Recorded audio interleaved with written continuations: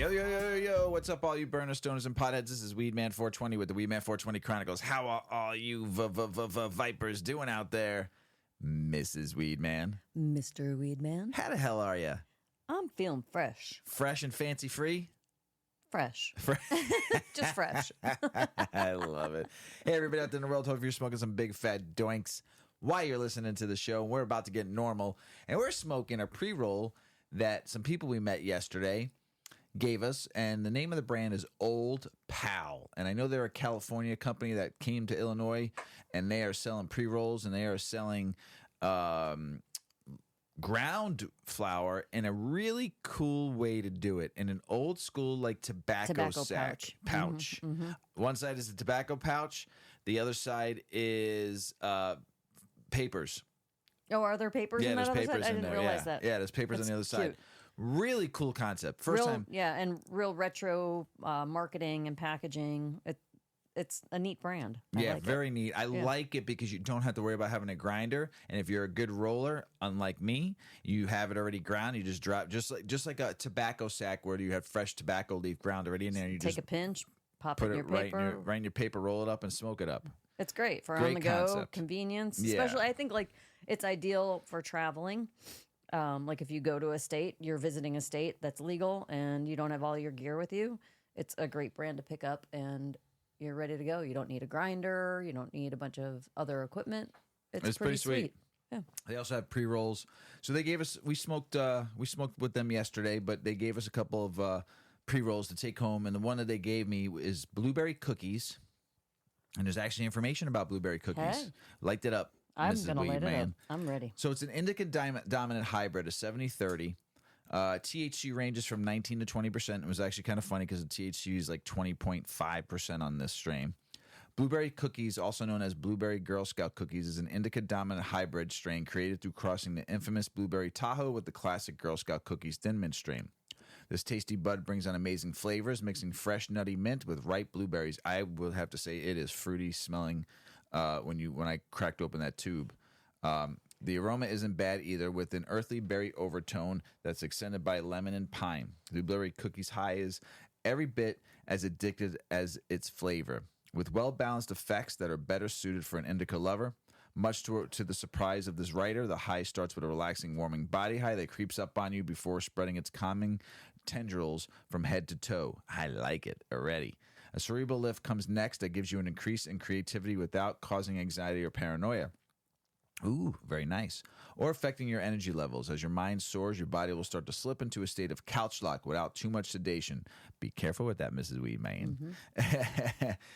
Blueberry Cookies is often recommended to treat chronic pain, muscle spasms, or tremors, inflammation, and depression. This bud has heavy, dense, dark green, olive green nugs with rich blue undertones, fiery orange hairs, and spattering of chunky amber crystal trichomes. Effects: creative, relaxing, uplifting.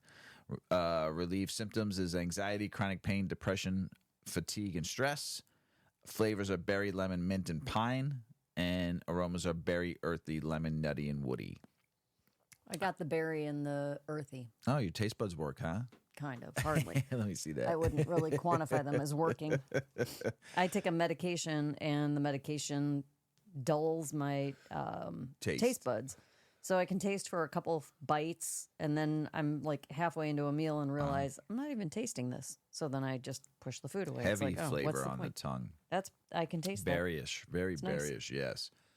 We had a good time yesterday on Sunday. We did. We went to where? We went to the Flower Ball. Yes. And this was hosted by KVL International. You can find them on Instagram. I'm sure they're on all platforms. But they organized this wonderful event. It was a few hours of an expo. Then that went into some sort of a reception that then went into a runway fashion show. So we only went to the expo, and there was still a lot of kind of setup happening while we were there. Models were there, like starting to prep and get ready, and lots of interviews going on, lots of photographers walking around, it was just really cool. There was live art. There were two artists that were painting live. What else was there? There were DJs playing music. When you walked in, There was a sign-up area, and then there was a stage to the right with the DJ playing music, and then they had vendors all along the outside, and then tables for people to sit, like really nice tables for people to sit.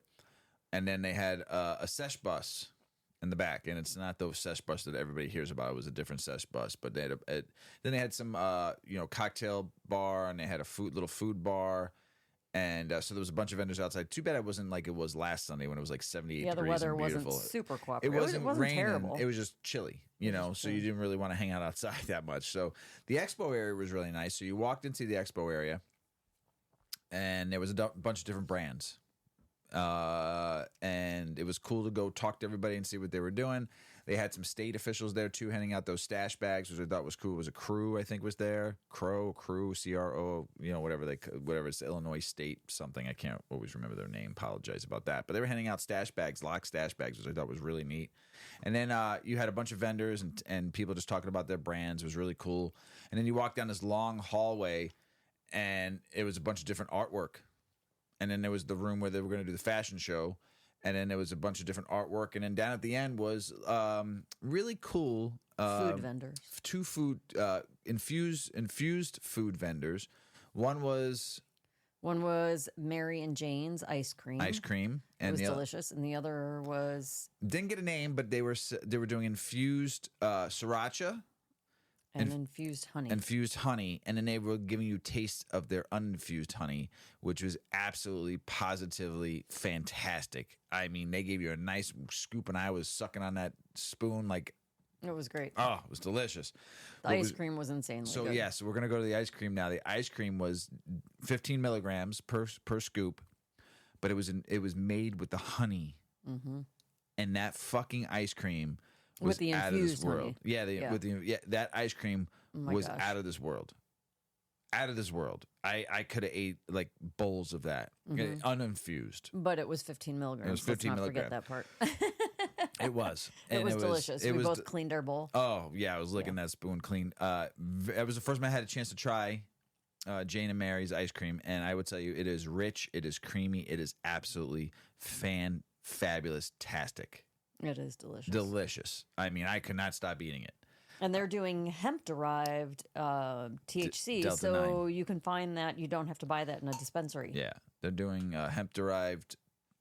They're doing hemp-derived Delta 9, and fantastic.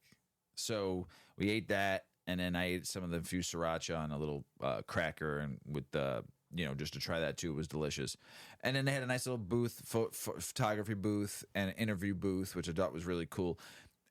Some people were... A red carpet of sorts. Yes, a red carpet. There were some people decked out to the nines. As the day was going on, getting closer to this midday reception, so you had tickets for the vendor event that we went to, or you had tickets for this reception and the runway show, or you had tickets for both. We only had vendor tickets. By the time we decided we would stay, the tickets were sold out for the runway, and so it just didn't work out. So and we weren't really dressed. We were not dressed. My goodness, I didn't know what we dressed in our 8 decades We Met 420 gear, and we didn't dress in like there were people in suits, there were people in black, people like to the nines, like high fashion. Yes, not just dressed. We up were nice. dressed they were as dressed just like business, high fashion, like our business attire. Meaning, like I was wearing my business attire. For me, is my We Met 420 Chronicles shirt and jeans and my hoodie and my hat, and that's it. That's what I wear. That's my outfit. And you were wearing phenomenal green shorts that matched our 8 decades shirt that you were wearing, the one with the big cannabis leaf on it, and it matched perfectly. And you wore a black blazer, right, and combat boots. You looked amazing, but we were not. But it was daytime wear. It was daytime wear. Yeah, we were not. There were some people that looked fucking fantastic. As the day went on, it was just getting. I'm like, oh man, we are missing out on a really, really cool event. And we kept contemplating. Okay, do we go home and let the dog out and just see if we could buy a ticket while we're here?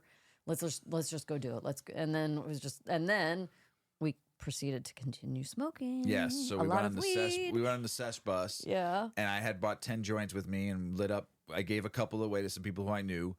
And then we went on the bus, and it was just like we lit a joint, people next to us lit a joint, and other people lit a joint. Had home grow, so everybody was passing the joints around. I had my home grow, and everybody wanted to try the home grows. So, which was really nice to see that. Everybody, once you mentioned home grow, people were like, oh, that's your grow? Oh, that's your grow? Oh, and then they wanted to try it. And everybody wanted to try everybody's home grow. It was so awesome to see because there's 4 people on there that had home grow, and everybody wanted to try everybody's home grow. On top of it, there was probably another 10 to 15 people in that bus. Yeah, kind of coming and going. Yeah, and there was a lot of joints, so we probably smoked a hell of weed in that. We were in there for about 45 minutes. We were. And we already ate the ice cream. Yeah, the ice cream hadn't kicked in No, yet. the ice cream and the sriracha hadn't kicked in yet. So we were I think I had an infused chocolate, too. You might have. We went to that little chocolate bar. But I don't bar. think that was infused. I think that it will be infused. Okay. Doesn't matter. I don't know. It doesn't matter. All I know is we smoked a hell of joints. A lot.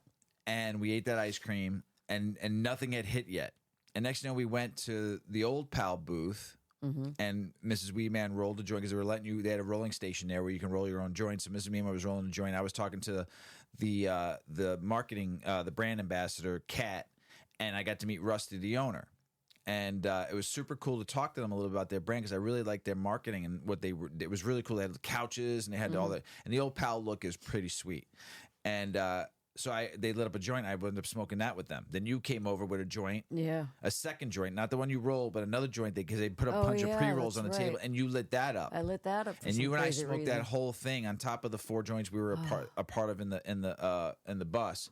So then we're walking around one last time. Just like, all right, let's do another lap. One Make more sure lap. we visited everybody. Right, and go to the bathroom one last here. time before we hit the road. And we were bummed because we walked by the fashion show area and there were people like really dope. Yeah. Just like looking so good. I'm like, do we just stay? We're probably not going to get lit into the fashion show, but do we want to just sit and chill? And then it was like 5 o'clock and we knew we had to get home for Yuki to let her out. And so we get in the car and all of a sudden we're both a little high. And then we get home, and Mrs. Weedman was like, the ice cream kicked in, and Mrs. Weedman was baked. Yeah, I was spinning. I was not good. We did not have an ounce of alcohol. No, I just had a and lot we didn't eat of weed either. Oh, and then I'm like, why do I feel so freaking baked? You had a bowl of cereal. That was it. I was like, okay, the ice cream. All right. Oh, that joint. Oh yeah, that joint. Yeah, I smoked. Okay, yeah, I smoked a lot. Accumulation, right? Now the edibles hitting in, and then I was like, we never ate today. Never ate. We had bread. Like I had a bowl of cereal. I had coffee. And yeah, I had a bowl of cereal and coffee. You had nothing.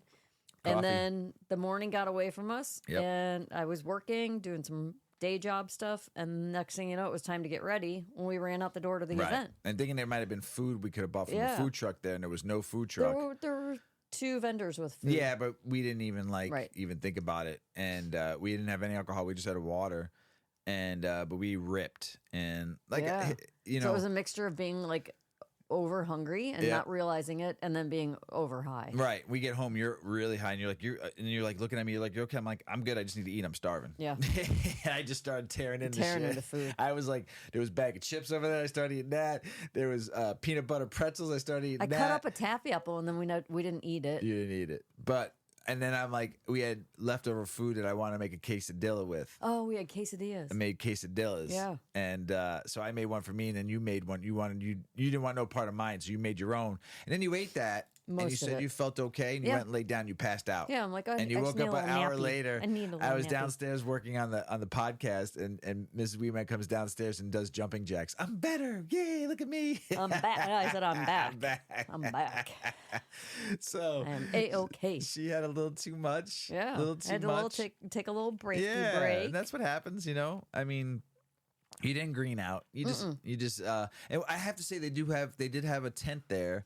I don't remember the people's names. Lit something is a company. I can't remember, but they're safety lit safety or something. Yeah, it's a company that comes out to these kind of events, and they have 2 people on staff to make sure if somebody does get sick or does green out, they're there to help you, which I think is awesome. Yep. Emergency, it's an emergency. Yeah, so I thought that was really good too for a big event. Unlike when you go to a big, you don't know what's going to happen sometimes at these festivals or these parties, and it's good to have people that are not smoking and or are smoking, but are able to help you walk through your high, your greened out high, and be able to help you with your needs. So I think that was very special. So I thought it was a great event. Yeah. Next year we're going to do the opposite. We're going to Now we know. We're going to go to the fashion show We're going because to I the fashion had heard somebody DM me going, "Hey, it was great to meet you, great to talk with you, and finally get introduced. Did you make it to the fashion show?" I said, "No, we left early. Like it was packed." They said it was like mobbed. Like not bad, but it got busy. It was full. Like the party Yeah. really started. Yeah. It was a good vibe. It was a good vibe. It was fun. It was fun. So, but good job. I love seeing parties like that, and hopefully we see more and more like that. And yeah, so Mrs Weedman, Yeah. ready to get the show started? Let's get it started. Let's do this. THC versus THCA, airing out the smoke of confusion. I've talked about THCA before, and I've talked about THC, and I've talked about a lot of the cannabinoids. You see a lot of people talking about THCA now, a lot. So let's go into it. The alphabet soup of the entourage effect. Also, someone really we had prior on the show on the Grow Hour was telling me that they call it the concert effect now. The what? The concert effect. Oh. Instead of the entourage effect. They like calling it the concert effect. It's like when you go to a concert, like all the vibes like of every cannabinoid kind of like give you that vibe of going to a concert. Like when you hear that music, surround you with everything, the music and the vibe of being at a concert, kind of like, so the entourage effect or the concert effect, I think it's kind of cool. Like so, it's in stereo. Yes. Like everything is like there. Fuego. So, everything's like intense, a little more intense, right? In a good way. Yes. So it tells the story of how the plant interacts with the human body and mind. Research on the therapeutic value of cannabinoids like CBD, CBG, and THCV and more persist. As more about the endocannabinoid system is revealed, the world is getting more answers into those burning cannabis questions. The most common question about cannabinoids lately is THC versus THCA, and what is the difference? It was funny, too, because this article came up after I was just having a conversation with somebody about THC and THCA. So some frequently asked questions. People have many questions about THC and THCA, especially when the controversy surrounding THC flower sales in states where cannabis is still illegal. When it comes to the chemistry, THCA and THC are different. As for consumable or inhalable cannabis products, there are distinctions worth noting. So let's dive into the asked questions of THC and THCA. When you were down in the Keys and you were at that store and he was saying it's Delta 9, or didn't he mention THCA too to you or something like that too when you were talking to him about it, and it came from THCA, and you were like, well, it came from the hemp plant. Yeah, you had that something like that. Yeah. So it was weird. So what is THCA? The acronym THCA stands for tetrahydrocannabinolic acid, and it's precursor to THC. Like all cannabinoids, it's converted from CBGA, which is the cannabidiolic acid. CBG is the mother of all cannabinoids. CBGA is the mother of all cannabinoids. So an enzyme found in the human body called THCA synthesis pairs with CBGA, changing the compound to THCA. That's complex. A little bit of science there. So buds from the cannabis plant can have 0 to 30% THCA content. This cannabinoid is most often found in raw cannabis. Okay, should I read that again? Does it make sense to you? Like 10 times, maybe. All right, let's do it one more time. The acronym THCA stands for tetrahydrocannabinolic acid, and it's precursor to THC. Like all cannabinoids, it is converted from CBGA, an enzyme found in the human body called THCA synthesis pairs with CBGA, changing the compound to THCA. Buds from cannabis plants can have over 0 to 30% of THCA content. This cannabinoid is most often found in raw cannabis. What is THC? With heat exposure, THCA is converted to THC, right? Like when you decarboxylate it, you're taking that THCA and converting it to THC. THCA drops a carboxyl group when heated, leaving behind the cannabinoid famed for having the psychoactive effects. The two cannabinoids have an almost identical chemical structure other than the drop carboxylic acids. Many cannabis consumers purchase products based on THC content, but studies continue showing that there's more to the picture. Is THCA intoxicating? THCA does not bind to the CB1 or CB2 receptors, which is where a cannabinoid does its magic in the brain. Before dropping the carboxylic acids, THCA is not a psychoactive cannabinoid. If eaten raw, THCA doesn't have intoxicating effects for most people. However, after smoking, vaping, or heating THC flower in a laser bong, the heat causes chemical composition to convert from THCA to THC. What are the potential benefits of THCA? Studies have investigated the possibility of therapeutic benefits of THCA, like how it impacts brain health and metabolism. Though a non-psychoactive cannabinoid won't bind to CB1 and CB2 receptors, it does interact with the endocannabinoid system. One study showed that neuroprotective properties of the cannabinoid based on action with the, I'm going to butcher this whole entire word, but then I'm going to give you the acronym. So, Peroxysomal proliferator activated receptors, PPAR, small y. These receptors play a key role in regulating how the body takes vital sugars and in turn the metabolism. This enticed research about the possibilities of THCA for Huntington's and other neurodegenerative diseases. When it comes to the brain, it's possible that THCA may be a therapeutic agent of good for patients with Alzheimer's disease. The research combined THCA and CBDA based on previous research, highlighting the neuroprotective nature of the compounds. Results went as far as saying that the cannabinoids could have anti-Alzheimer's disease effects and make memory functions in the brain more resilient while mitigating memory loss. A later study explored the PPARY interaction as it related to fighting diet-induced obesity. Pharmaceutical PPARY agonists are used to reduce fat tissues and reverse complications of obesity. However, side effects of these include bone loss and osteoporosis. Researchers sought out more of how delta-9 THCA could replace the medicine in a series of live animal experiments.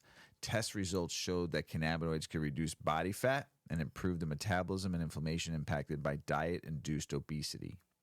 The cannabinoid may not get people high at room temperature, but it seems the compound may be valuable for other reasons. I'm going to take a little sip of water.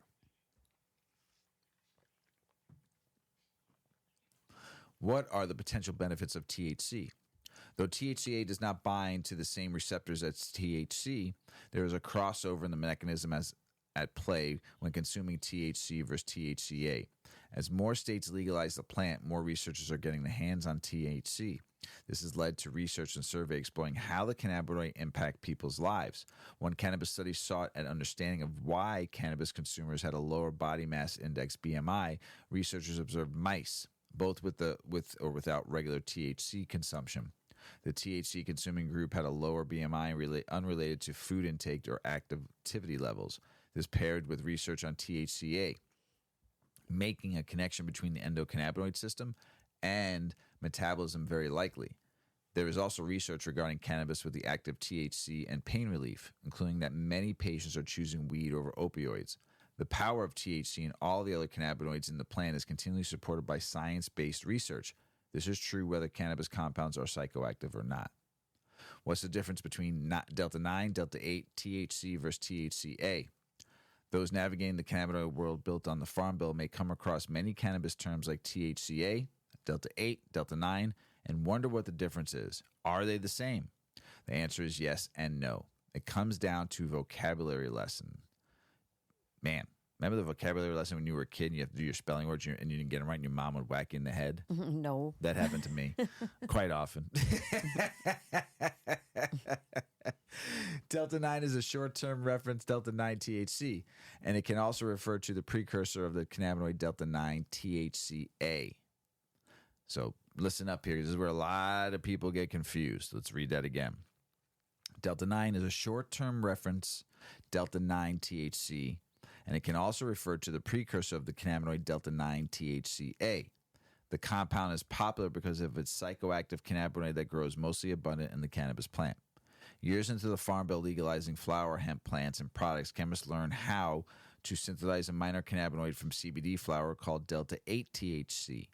Though the cannabinoid didn't grow as abundantly in plants, it did have a psychoactive impact on consumption. This led to proliferation of products made with Delta 8 that are now available anywhere from online shops to gas station convenience stores, as Mrs. Weedman talked in the last episode. Over the years, Delta 8 products have grown in popularity due to the legal loophole. Some state lawmakers have stepped in to enforce their own regulations, but there is generally no regulatory oversight protecting the public from bad actors in the Delta 8 space. Final word on THC versus THCA. THC has long been the champion of the cannabis world, but it wouldn't be here without THCA. Or, don't forget it, none of them would be here without CBGA, the mother of all cannabinoids. The precursor to the psychoactive cannabinoid gets the whole party started, even if it doesn't get most people high. Both cannabinoids are valued for possible therapeutic benefits and each serve as their purpose. But as more people seek legal cannabis options, and on contrary, this still remains divided on legality from state to federal law. The semantics are getting cloudy. THCA is being sold as a psychoactive flower, despite its inability to bind to the CB1 and CB2 receptors. Remember that, everybody. Remember that. These distinctions make the market more confusing for the kind of curious looking to try weed, pot, cannabis, marijuana for the first time. For now, it's safe to say that the battle of THC versus THCA, everyone's a winner. So hopefully that helps. What's the fucking factors affecting your cannabis high, Mrs. Weedman? A hit from a bong can be much harder to manage for inexperienced users than a hit from a joint. So get to know the different ways of consuming cannabis. Remember the first time you hit the bong? Why? Remember the first time? I think I drooled. You drooled all over it? Like, there's too many things. You want me to hold my breath and light the bong and hold the bong with this hand and lift the... Oh, my God. Lift the bowl with this hand and then light it. You tried to put your mouth around it, too. No, I did. That was not me. Bullshit, Mr. Weedman. That's bullshit. That's not right. I did not do that. I think it was Paulie's friend that tried to do that, but you actually... It was one of the guys who drooled in I it. drew. I do admit I did drool. Maybe more than once. I did. But total bullshit. On the mouth around the bong. All right. Moving on. Getting high is a simple process, yet one that can be affected by many different factors. A lot has been said about cannabis, about how little is really known about the plant. One of the most interesting parts of consuming it is how it can vary greatly depending on the user. Some people love its effects, and others claim it makes them feel paranoid and anxious. Cannabis leads to very personal and introspective experiences, affecting users differently, but there are a few outside factors that can influence how your body responds to the drug. Here are 5 of them. In order, you can play around with them in order to have a better control of your marijuana high. So, number 1, method. The most influencing factor on this list is the method in which you consume cannabis. Consuming an edible, smoking a joint, or taking a hit from a bong results in very different highs. For example, edibles take longer to have an effect, but produce a much stronger and long-lasting high than joints or bongs. A hit from a bong can be much harder to manage for inexperienced users than a hit from a joint. So get to know the different ways of consuming cannabis and tread carefully if it's your first time. Dosage. Dosage is also very important. The wrong dose can put you to sleep or prompt you into a really anxious state of mind. When trying out a new strain, consuming an edible, or dabbing, the dose you choose can make or break your high. Do your research and always start off slow and low. Tolerance.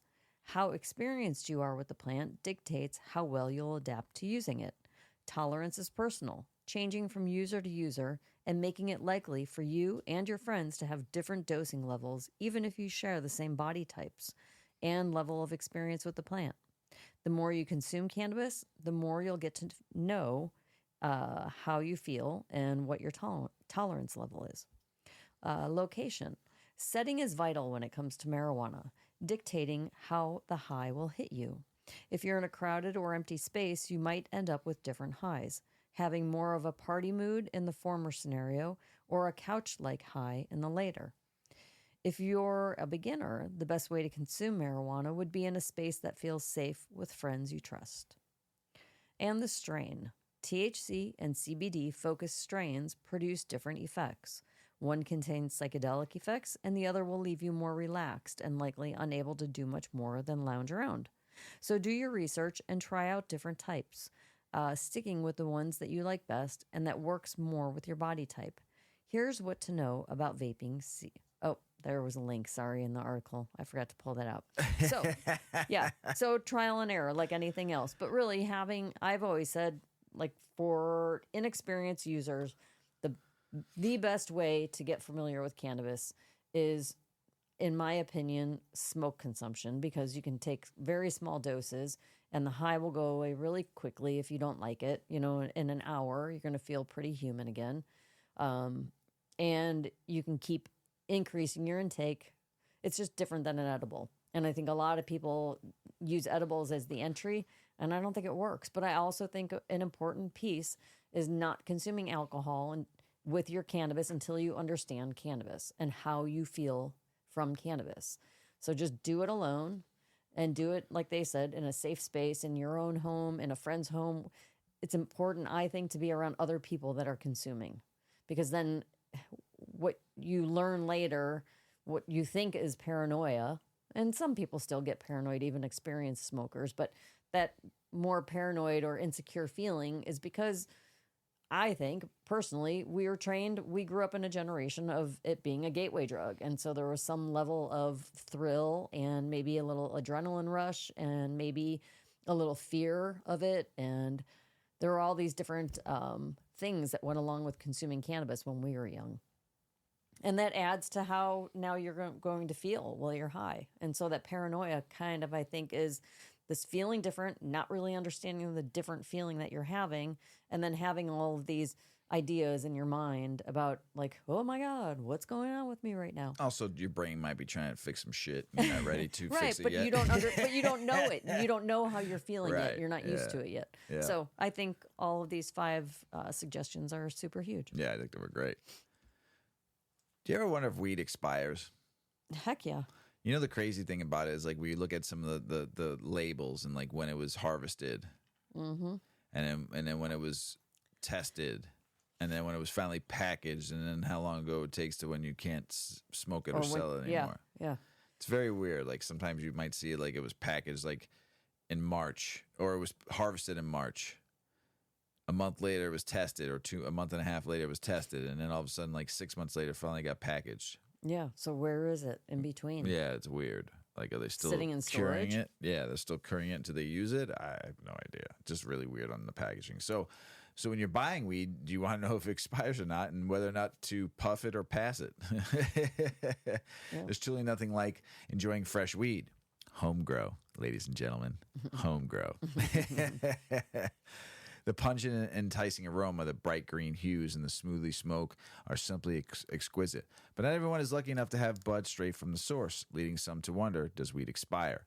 It's pretty rare for marijuana to go bad like a carton of milk or last week's leftovers. What's more likely is that cannabis flower will degrade, becoming less potent due to the loss of active ingredients like cannabinoids and terpenes. However, it is possible for buds to develop mold, particularly in over-humid conditions. Keeping the weed fresh is all about storage. From the type of container to where you place it in or where you stash it, several factors can affect the shelf life of your cannabis. If you want to keep your bud best, it can be. There's plenty of ways to do it. How long does cannabis stay fresh? In the best conditions with proper storage, cannabis can stay fresh for 6 months to a year or more. However, one wrong move could spell disaster for your beautiful buds. The path to perfect cannabis begins just after harvest. Excess water escapes from the buds in the drying period. Curing takes place after. Like a fine wine, properly aged cannabis has a richer flavor and offers a more enjoyable experience. During the dry and cure phase, moisture makes cannabis susceptible to mold. Mildew can spread quickly and ruin a crop. And the environment is too humid and airflow is stagnant. Smoking moldy weed is extremely dangerous, especially for medical patients, and can lead to a severe lung infection. This is the only time when the answer to does weed expire is resounding yes. Fortunately, once buds make it through the dry and cure stages, the risk of mold dwindles. Also, most licensed cannabis is tested for pathogens to ensure consumer safety. At that point, it's more about potency and quality than pathogens. The best way to store your weed in an 8 decades jar. Yeah. There you go. There you go. There you go. It is a smart way. In an airtight container in a cool, dark place that no light can get into it, like an 8 decades jar. Should also be out of reach of children and pets, preferably in a locked cupboard or a box. Direct exposure to UV rays from the sun or bright light can cause bud to lose potency. The THC will oxidize and turn into something called CBN. This cannabinoid is less psychoactive than THC, meaning that you may get the experience you may not get the experience you were hoping for. But boy, you are going to get the best sleep of your life, though, if it's got some CBN in it, because it's such a good sleep aid. Jars or containers that are opaque and keep out of light are the best way to prevent oxidation. While many people like mason jars, they may not keep the UV rays away, but the 8 decades jars will. They will. Why, Mrs. Weedman? Because they have mirror and violet glass. There it is. Dried weed is also less than desirable. If it left out or in loose bag or container, the air can cause bud to dry out. When this happens, the terpenes evaporate. These are the compounds that are responsible for the flavor and aroma and some of the effects. If terpenes disappear, cannabis is bland and less potent.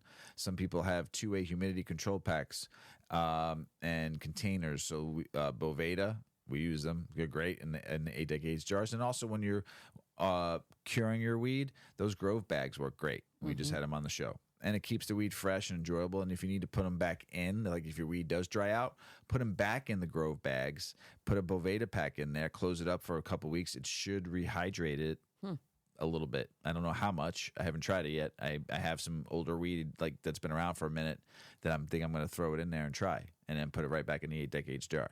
Yeah. So what happens if you smoke old weed? Smoking old weed is not always dangerous, but it can be less than stellar experience. There are ways to help prolong the shelf life of your bud, but it will eventually degrade over time. According to research, weed loses roughly 16% of its THC after 1 year.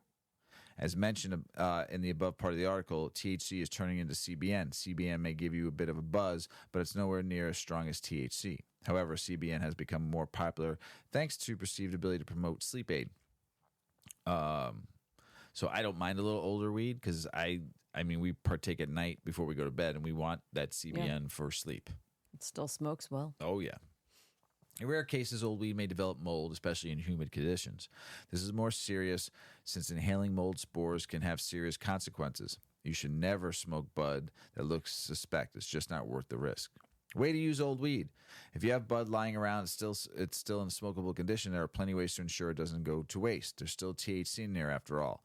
Many people opt to make canna butter. I've done that so many times with older weed that I've had. I just throw it in my butter, my stuff, so it works great.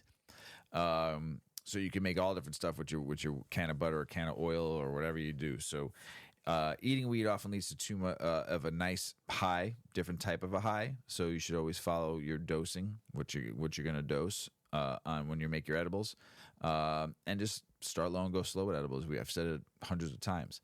If edibles aren't your thing, you could also craft infused topicals, coconut oil or shea butter, THC lotions. That's what we should try to make. We haven't tried to make coconut. We make infused coconut oil. Right. You just take that coconut oil and put some scent in there and rub it on your body if you want it, Or shea butter would be kind of fun. Mm-hmm. I mean, we make so much of it.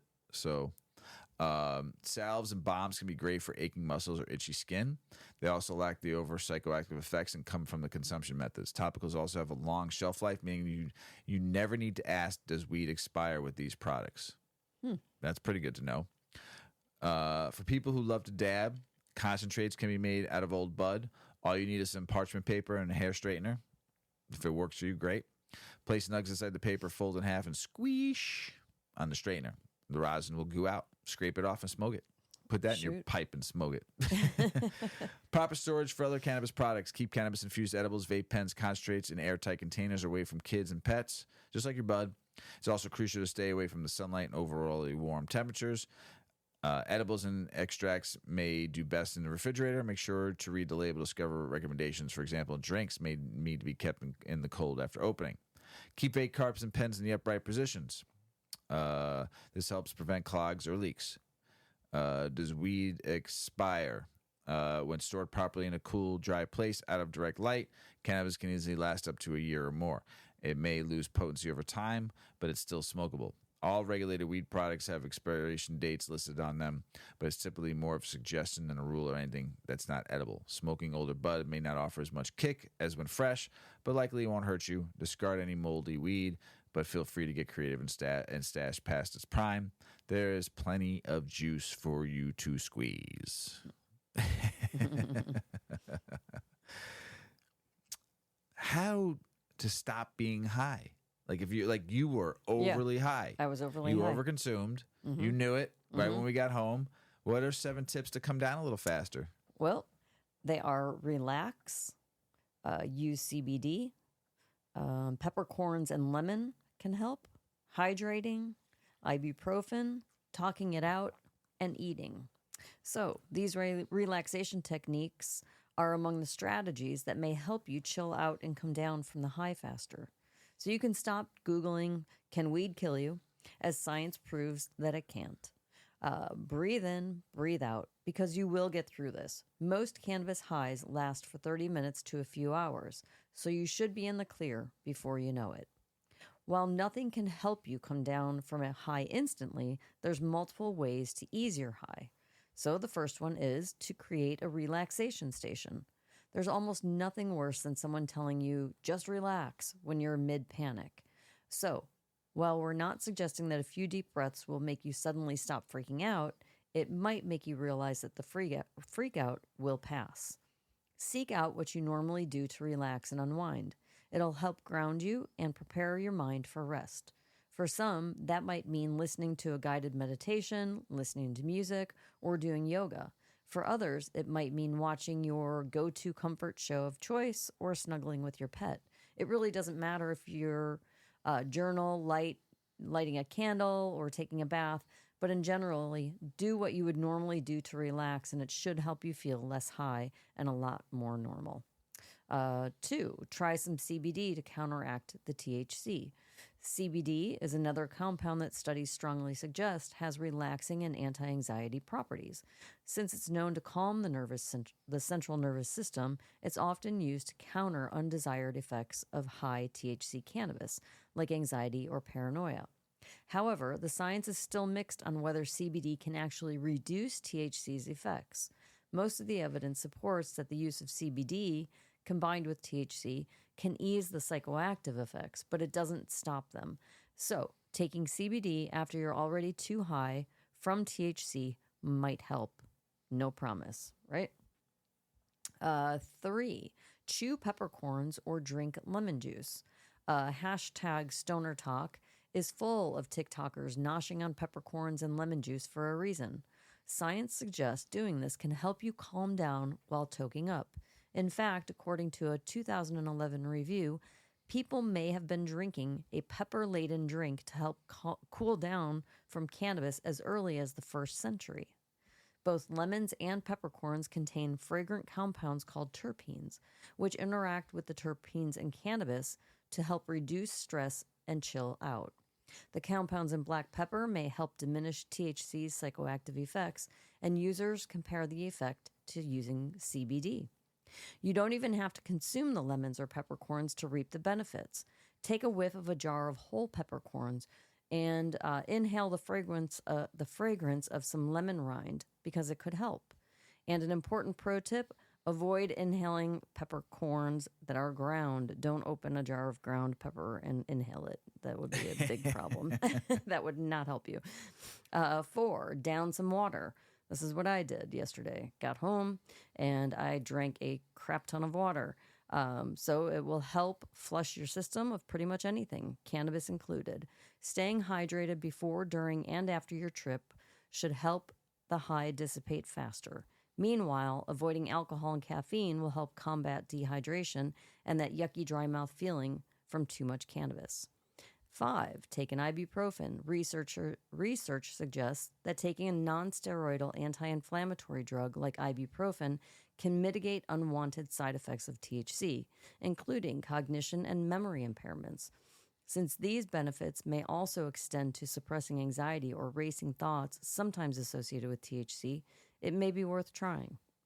6. Talk to a loved one you can trust. If you're in full panic mode, talking to someone you love and obviously trust you obviously trust that they won't be judgmental about your cannabis use may help soothe your worries. Someone telling you that you're going to be okay can help you ride it out. Even if you already know it's true, that little extra support can make all the difference. Some online therapy services also have messaging services with your therapist so you can talk it out. You can also put those coping methods you've worked so hard to learn to good use. And 7, eat some food. Munchies aside, getting some healthy food in your system can help your blood sugar levels stabilize, and that will help you feel a bit more normal. So, no magic pill will instantly make you feel unhigh. However, doing things like eating the peppercorns, drinking water, and distracting and relaxing yourself can help minimize the high feeling and help you feel better. Remember, you can't overdose on cannabis, but since THC can impede your motor skills, concentration, and cognition, relaxing until the high passes is a good idea. Most highs should go away within a few hours. It's also a good idea to go low and slow to avoid overconsumption in the first place. Yes, it is, but sometimes you get carried away. When you get joints coming all over the place at you, you know? Yeah, smoke this. We're smoke not this, Mr. smoke and this. Mrs. Weedman or Weedman 420 because I can outsmoke people. I never said I can outsmoke anybody. I'm Mr. Weedman and Weedman 420 Chronicles, and people call me Weedman 420 because I've always had weed on me. That's right. And I've been slanging weed and talking about weed forever. Mm-hmm. That's how I got the name. So I never said I can outsmoke anybody, and I never want to try. I like to smoke weed, and I enjoy consuming cannabis, and I love it socially. I love it medically. I love it everywhere. That's the difference. I will never try to outsmoke anybody. Just not my thing. So, and you can't die either from I know, smoking right? cannabis or ingesting cannabis either. So know that. Maryland cannabis market poised for explosive growth in 2024. They're talking Maryland to be like a $1 billion market. That's crazy. They had a little slow September, but I mean, everybody's September is always kind of slow. But killing it though, killing it, Maryland. You're killing it. American Council of Cannabis Medicine and Insurance Industry leaders prepare for including medical marijuana. Do you want to know why? Why? Because they're about to make a lot of money being able to put it on your insurance and be able to, you're eventually going to get it from pharmacies and you'll be able to throw it on your medical insurance and it'll be like part of your, when you go get pills or something from the pharmacy. Your prescription. That's what that's called. Mr. Right. Weedman never has a prescription, so Never. he doesn't even know what they're called. It's called your RX, Mr. Weedman. Your RX, your prescription. I never have them, so I couldn't even tell you. So, but here's a telling tale of why they're excited. Because Georgia will be the first state to allow pharmacies to sell medical marijuana. Go Do you Georgia. think something that's really? I don't know. I don't want to fucking buy weed from a pharmacy. No. No, But there's, I understand. yeah. I'm not saying go Georgia because it's great that they're doing something instead of nothing, but the Georgia Board of Pharmacy began accepting applications this week, and nearly 120 pharmacies have agreed to provide medication from Botanical Sciences, one of the state's 2 licensed production companies.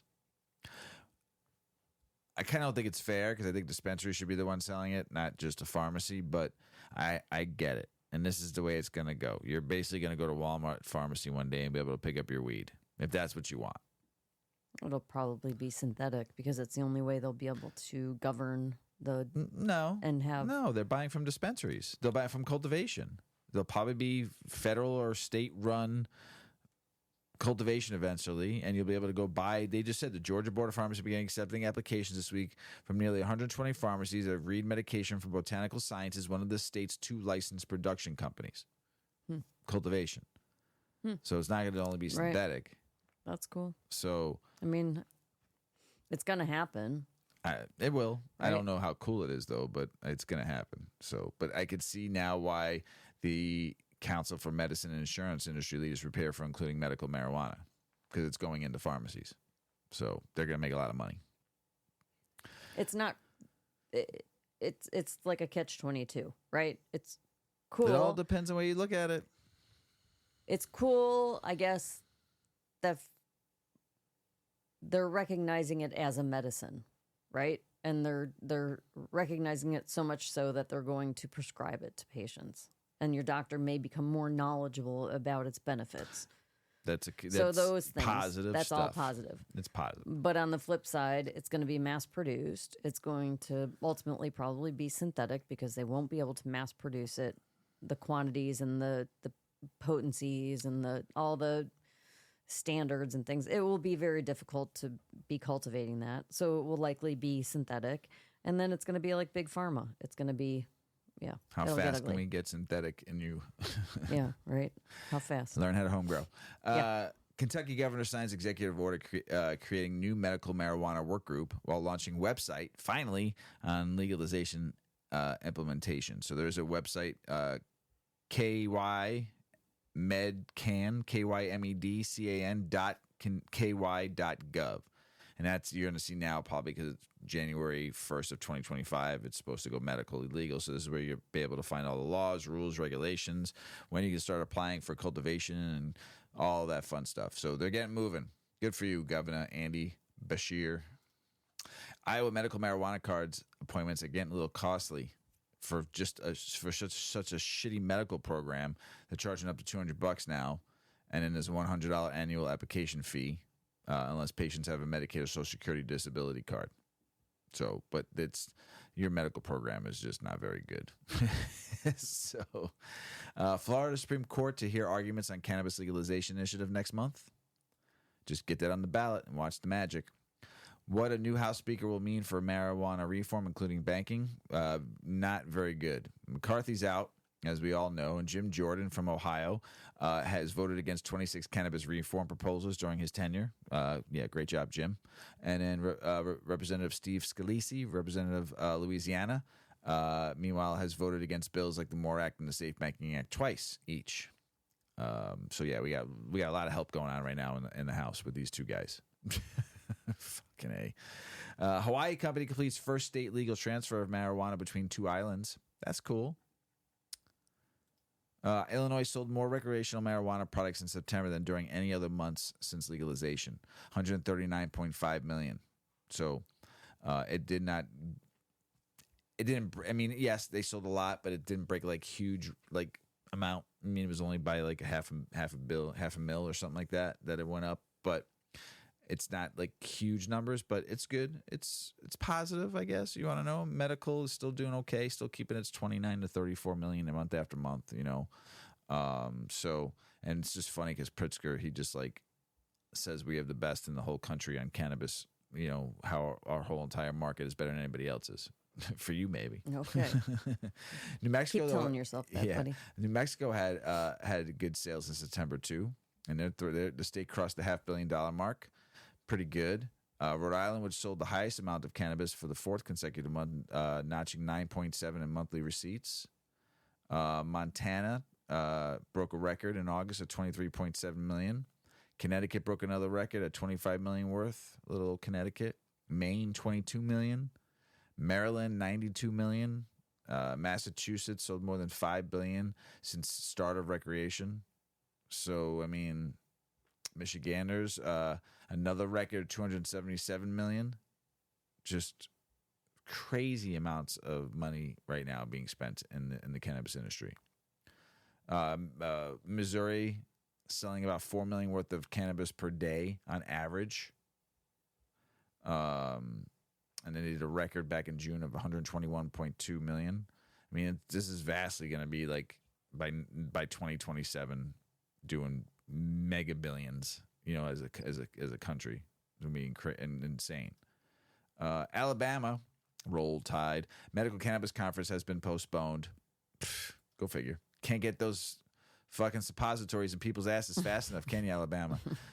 People are just jumping at the chance. Sorry, all my friends down in Alabama. I'm not making fun of you. I'm making fun of your state laws because they're fucking terrible. Wyoming mix-up may cause 2 eligible cannabis initiatives to miss the ballot. Oh, Wyoming. Terrible.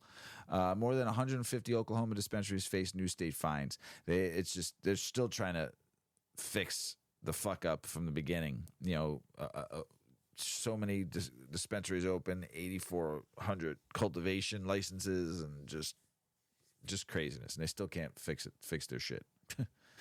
Vermont celebrates 1 year of retail cannabis. Way to go, Vermont. Proud of you. New Mexico adult use marijuana sales, like I said, crossed $500 million mark at latest monthly sales narrowly missed record. They're killing it in New Mexico. Do you want to know why?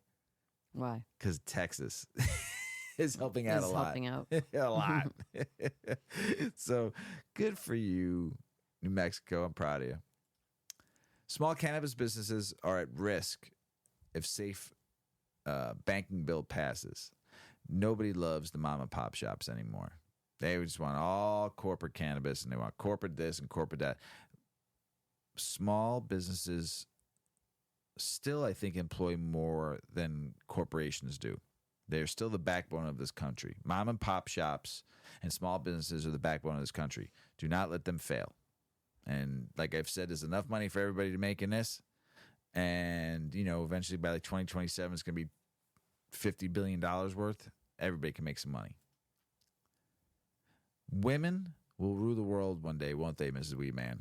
I think so. So how do women in weed face these obstacles they're going through? And there's some changes, though, and you see some great things coming along, right? Yeah. For women in the cannabis industry, there are challenges at every turn. From lack of funding to imposter syndrome, the barriers to this success are ample, to say the least. According to the Women in Cannabis study, only 11% of women working in weed consider the space to be equitable. Fortunately, people are working to change the narrative. Whether it's providing pathways to investment or a safe space to share, these 4 groups are empowering women in cannabis and having fun doing it. The first one is Women Grow. Founded in 2014, Women Grow seeks to connect, educate, empower, and inspire through its range of meetups, symposiums, and webinars. Women Grow often has a presence at major industry conferences, including the popular Women Grow Live activation that was at MJ BizCon, the largest annual trade show for cannabis professionals. Blunt Brunch. Known for their energetic and inspiring events across the country, Blunt Brunch hosts intimate gatherings designed to foster collaboration and community. Their flagship Blunt Brunch Nationals, held during MJ BizCon, offer speed networking, not dating, speed networking, guest speakers, and even a dance party to start the week on a high note. Hell yeah. Yeah. And then we have Women Employed in Cannabis. The WEIC is a network of professionals and women-owned businesses created to promote unity and share opportunities within cannabis. The group recently partnered with cannabis capital advisory firm, the Panther Group, to help women secure funding at a time when investments are very hard to come by. And we have Women of Cannabis, the newest group on the list. Women of Cannabis hosts sesh events focused on femininity. Their relaxed environments encourage authentic connection while placing an emphasis on hospitality, putting a new spin on male-centric cannabis gatherings of the past. Being a woman in cannabis is not always easy, but working toward normalization and being part of an emerging space makes it worth it. The energy and encouragement offered by the groups listed above can have a ripple effect that can elevate and inspire women in weed to keep going. That's important. Very important. I love it, that article. I love to see new groups starting up too, you know. Mm-hmm. International news, Fiji to tap into the multi-billion-dollar medicinal cannabis industry. Recreational use still illegal. Come on, Fiji. I like your water. Fiji is considered tapping into the thriving global multi-billion-dollar medicinal cannabis industry, while the government's backed this groundbreaking endeavor as an exploration for new avenues of economic innovation, noting the consideration for cultivation as one promising area. made it clear that proposed diversification initiative did not mean legalizing recreational use of the herbal state. Deputy Prime Minister and the Minister of the Trade, Cooperative, Small and Medium Enterprises and Communications, Manoa Kamikimisia, elaborated on the government's ambition during the Talanoa session last week and aimed to tap into the economic potential of the industry, which is estimated to turn over $30 billion. That's a lot of money, not just for Fiji, but he's talking globally. It's essential that to understand the endeavor will closely be regulated and confirmed in secure facilities. There will be no local sales or marketing. Instead, the products will be harvested, processed, and exported. Oh, that's not fair. The deputy PM also revealed that the proposed initiative had already attracted interest from major pharmaceutical companies. He said 2 conglomerates had expressed initiative to establish operations in the country. One of the companies is not only interested in medicinal cannabis, but also in exploring the potential of traditional Fijian medicine known as Waya Vaka Viti for international markets. I need to look that up. I want some of that. Waya Vaka Viti. Certain strains have proven effective in managing seizures, providing hope for patients with conditions like Dravet syndrome and Lennox-Gastaut syndrome. So a nationwide consultation will be conducted to gather public input and opportunity for members of the public to express their opinions, concerns, and suggestions that could shape the future of medicinal cannabis in Fiji. Don't let the conglomerates come in and take over. Do it yourself. Let the people, the locals there, start their own business and then export it out and then sell it for medicinal value in Fiji. Do not let corporate companies come in and pay just you billions of dollars, Prime Minister, and leave your people out. Just because they're going to give them jobs doesn't mean shit. They should be the owners too. So that's just my opinion. Australia cannabis market posts brisk growth in first half of 2023. Good for you, Australia. Let's see, what else does it say here? The next, Australia's medical cannabis industry remained in robust health during this first half of the 2023, according to data from the Therapeutic Goods Administration, the country's medicine and therapeutic regulatory agency. Medicinal cannabis approvals through the authorized prescriber have continued to grow rapidly so far this year. Medical cannabis approved through the AP reached approximately 304,000 in the first half, up from more than 120% over the same period last year, where there was 137 AP approvals. One of the reasons approvals are rising is because the increasing number of authorized prescribers who are allowed to prescribe certain cannabis products formats in 5 respective categories. That's good, right? Mm-hmm. So, good for you, Australia. Now you need to just go recreational and call it a day so our friends down there can smoke legal weed and legally grow and have some fun. What are some tips cooking while you're baked? We don't smoke a lot. Well, I mean, we probably hit the pen a little bit, but we cook a lot more with edibles than we like smoke while we're cooking. Yeah, but I mean, then I do, but not all the time. That tends to lead to sampling. Yes. Yes. Because I was just baking while I was high the other night, and I forgot an ingredient. Yes. The product still turned out good. Came out great. It was great, but I knew something was missing. Those peanut butter cups are amazing. Oh. So everyone has their hobbies. Some keep up with the latest movies, and others like to remote fly fish. Oh, they like to hike to remote fly fishing spots. How about that? For me, I like to try out new recipes in the kitchen. And as with most of my hobbies, I responsibly enjoy cannabis while I do it. But getting high before working in the kitchen has its risks. I mean, there are both knives and fire involved. Over the years, and through some unfortunate trial and error, I have developed checkpoints for myself. Each checkpoint allows me to enjoy my hobby a little stoned, which is my right as a person over 21 in Washington. In hopes that you won't have to make unfortunate mistakes in your stoned kitchen, I've decided to share some of my favorite tips for baking baked. Number 1, read the recipe before getting lit. It's easy to lose momentum after reading a recipe and realizing it takes tools and ingredients that aren't in your kitchen. That goes double for someone riding a weed wave. Before getting set on baking a specific dish, read the recipe. I've learned that there could be some ingredients, yep, I'm looking at you, cream of tartar, or technique, and you, piping bag, that isn't a pantry staple, but is absolutely required to pull off the recipe.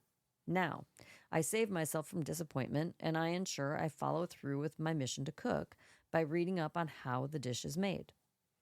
2, prep in advance. Nicole Damasio has built a following cooking high on social media in the Dope Kitchen. Green State asked her for one tip for those who want to do the same. The Stone Chef gave a solid tip.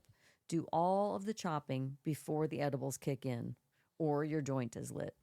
For that matter, consider measuring everything out in that time as well. It's more acceptable to wing it in cooking than baking, but having everything prepared like TV chefs has benefits. I've been putting all of the ingredients in little dishes to teach my toddler. Okay, so basically baking baked is like being a toddler. I put ingredients in little dishes to teach my toddler how to bake lately. And in my off hours of being a mom, when I'm listening to comedy podcasts and pulling a bake together, having pre-measured containers of spices, flour, and such during the process is pretty legit. 3. The ingredient shuffle. Anyone who has forgotten the salt in a soup or the baking powder in a cake knows the sadness that caused me to pick up the habit I'm about to share. Or the powdered sugar in the chocolate. Yeah, I forgot the powdered sugar. Well, forgetting an ingredient in a baked good can really tank the whole thing. Thankfully, it did not tank mine. No, they're still delicious. I take every ingredient out and put it together on the counter to avoid accidentally flavorless dinners or unrisen biscuits. Sometimes I'll even organize them in order that they go in the bowl. When I use the ingredient, I'll put it on the other side of the counter or put it away altogether. I know I've forgotten a step if anything is left in the ingredient area. Picking up this habit has helped my cakes rise and my savory soup flavors develop for years. It's high time I share it with my fellow cannabis lovers. 4. Don't go overboard on the pot. The final tip may be unpopular, but don't get too lifted. More cannabis often means less presence of mind. That leads to things like burnt grilled cheese and ingredients mixed in the wrong order. Avoid that altogether and take a microdose or a small dose when planning to cook with cannabis. While I don't condone cooking stoned, I admit it's something I do. These checkpoints in the kitchen have helped me be successful in that endeavor. Read the recipe, do a sober prep, line up the ingredients, and don't overdo it. Follow those steps, and hopefully you can feel the joy of being a bit high, dancing to Sade, while flamboyantly pouring bowls of flour into the mixer too. Enjoy. Then smoke a big fatty. And eat whatever it is you made. If you had a cartoon to watch while you were high, what would it be? Cartoon. Tom and Jerry? Tom and Jerry's a good one. Yeah, I like Tom and Jerry high.